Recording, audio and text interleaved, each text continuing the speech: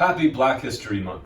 In the continued effort to shed light on the too often overlooked careers of prominent black mariners, we shall today be discussing the remarkable life and works of Captain Paul Cuffe. Paul Cuffe was born on Cuttyhunk Island, Massachusetts in 1759 to mixed parentage. His mother was a member of the local Wampanoag Indian tribe, and his father was an African-born former slave. This type of intermarriage was quite common in the area, and it produced a number of notable mariners. Another example was Captain Absalom Boston, the first whaling captain to sail with an all-black crew, but we'll talk more about Captain Boston another day. Like many young Massachusetts lads of his time, Paul Cuffe went to sea at the tender age of 14 to try his hand at the dangerous but potentially lucrative business of whaling. This would have been particularly attractive employment for a black sailor, as his position on board ship was more likely to be determined by his skill rather than the color of his skin.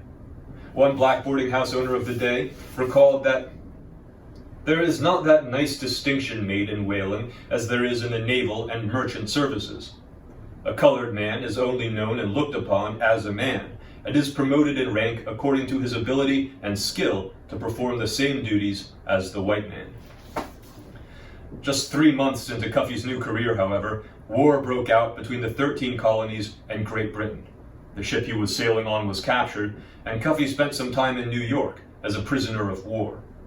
Upon his release, Cuffe got into the spirit of revolution by engaging in that most American form of protest, civil disobedience. Cuffe refused to pay his taxes, arguing that since black Americans were denied the right to vote, they should not be taxed.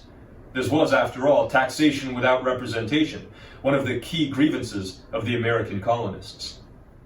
Predictably, Cuffe's petition was denied, but it was a factor in the Massachusetts legislature's decision in 1783 to extend voting rights to all free male citizens. As the revolution drew to a close, Paul Cuffe made several successful forays into shipping and shipbuilding, becoming quite wealthy in the process. He was also successful in his personal life, marrying a Wampanoag woman named Alice and fathering 7 children by her over the course of 15 years. At the beginning of the 19th century, Cuffe became involved in the controversial Back to Africa movement, which sought to send free blacks back to Africa to form their own colonies there. James Forten, a sailmaker and prominent businessman who you may remember from an earlier video, was also a proponent of this movement, and he and Cuffe actually corresponded quite a bit on the subject. Paul Cuffe personally financed and led several settlement expeditions to Sierra Leone, but the reality was that very few black Americans were willing to leave the only home they had ever known to face hardship and struggle an ocean away. In 1817, James Forten wrote to Paul Cuffe that, "We had a large meeting of males at the Reverend R. Allen's church the other evening. 3,000 at least attended, and there was not one soul that was in favor of going to Africa."